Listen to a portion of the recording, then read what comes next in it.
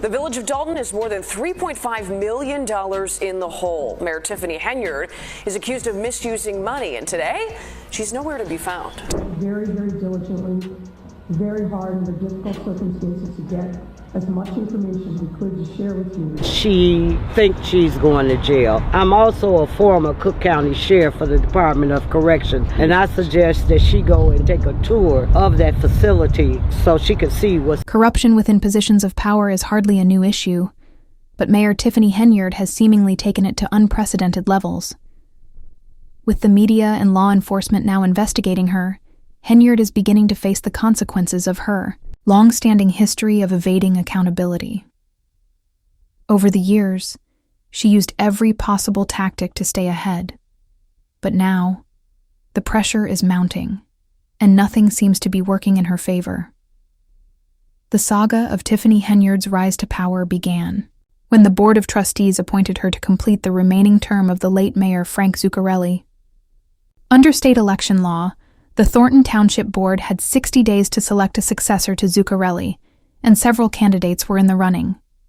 Joyce Washington, a trustee with significant experience and status as an interim supervisor, along with Jerry Jones, a trustee and the Thornton Township assessor, were among the frontrunners. However, as is often the case in politics, things did not go according to plan.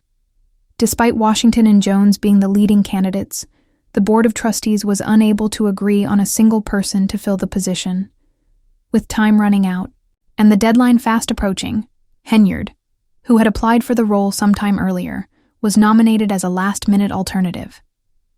Trustee Christopher Gonzalez made the motion to nominate Henyard, and the vote passed, resulting in her swearing in as mayor just before midnight.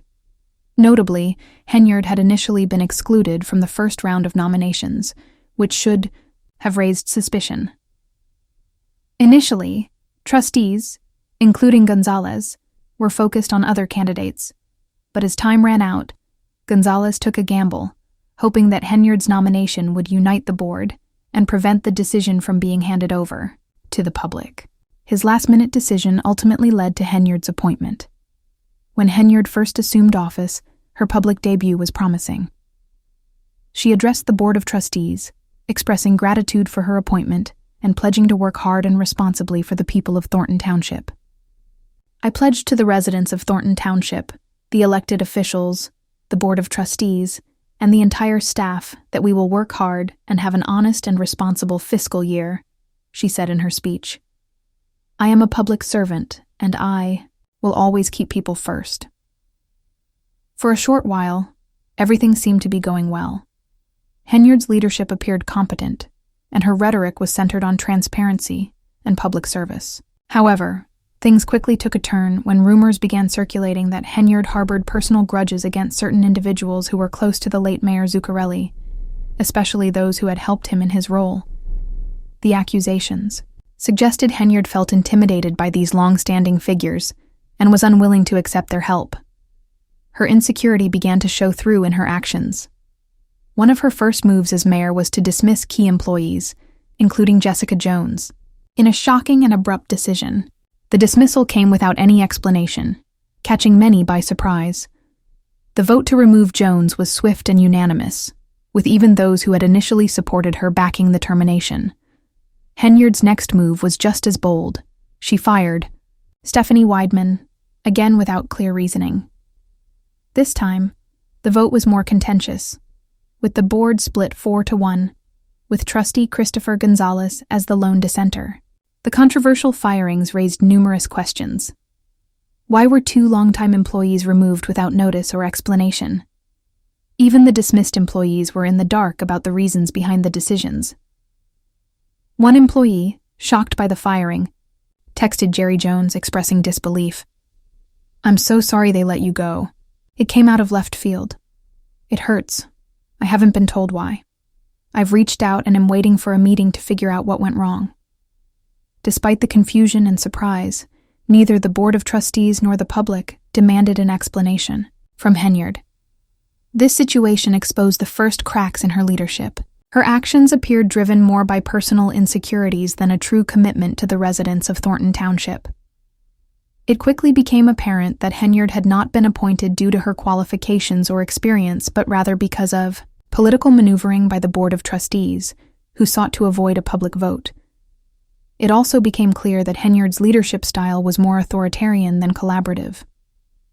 The fallout from these terminations was just the beginning of the issues plaguing her administration.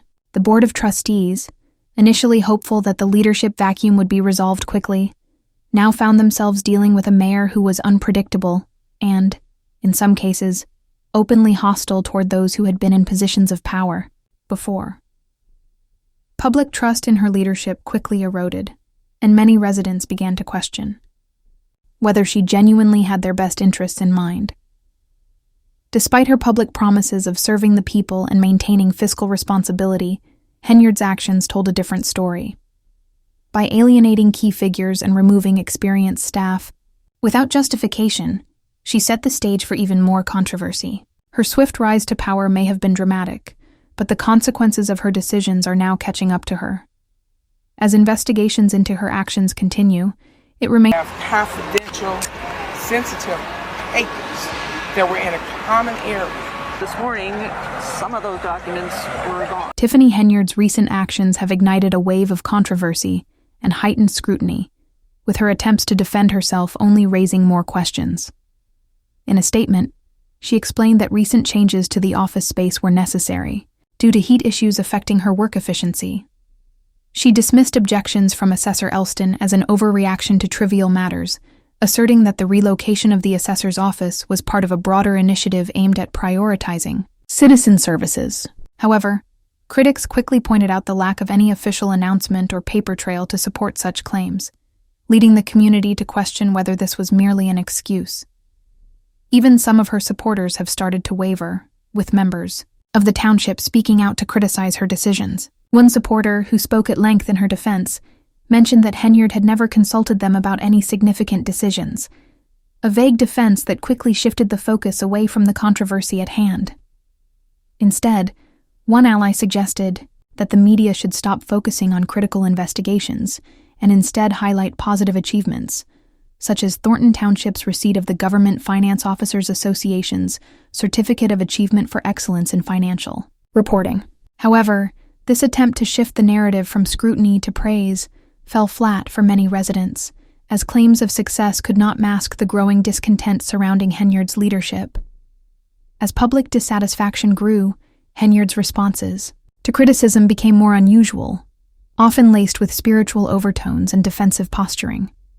Rumors about her perceived incompetence spread, further fueling the tense atmosphere surrounding her administration. Rather than directly addressing the criticisms, her ally Keith Freeman took a more unconventional approach. He publicly condemned the media for not portraying Henyard in a more positive light, accusing them of focusing too much on negative stories about the township, while ignoring its supposed successes. Freeman's rhetoric took on a condescending tone, as he declared that residents of Thornton Township would benefit more from hearing about the township's accomplishments, rather than petty gossip about leadership. He dismissed critical reporting as childish and challenged people to verify his claims, asserting that the township's financial reports would prove the administration's competence. Freeman's comments reflected a growing defensiveness within Henyard's team, who increasingly framed her challenges as part of a divine plan, positioning her as a righteous figure enduring hardship with strength. Freeman even went so far as to say, "God doesn't make mistakes. He put the right person here who knew they would do the work, take the lashes, and have the strength to endure it all."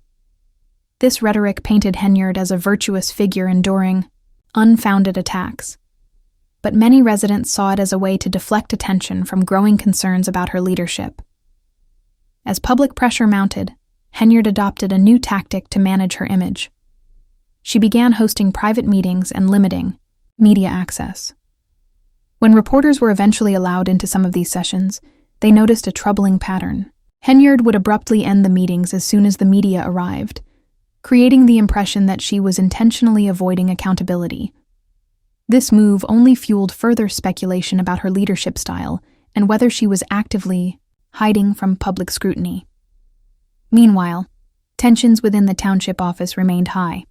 Freeman, doubling down on his claims, insisted that there had been no wrongdoing, and blamed the media for focusing on gossip instead of more substantial matters.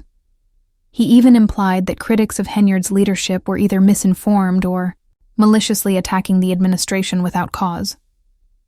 To quell concerns, Freeman offered photo documentation upon request to prove that no files or sensitive materials had been mishandled during the office reshuffle.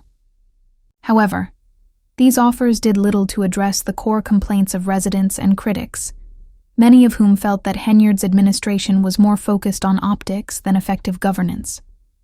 Perhaps the most dramatic shift in Henyard's response to public disapproval came when she began framing her struggles as a spiritual battle. She positioned herself as a virtuous figure, engaged in a fight against unseen adversaries, suggesting that she was a beacon of good working to fend off evil, forces attempting to tarnish her reputation. Her messaging took on an increasingly spiritual tone, with subtle but persistent suggestions from her team that her struggles were not merely political, but personal.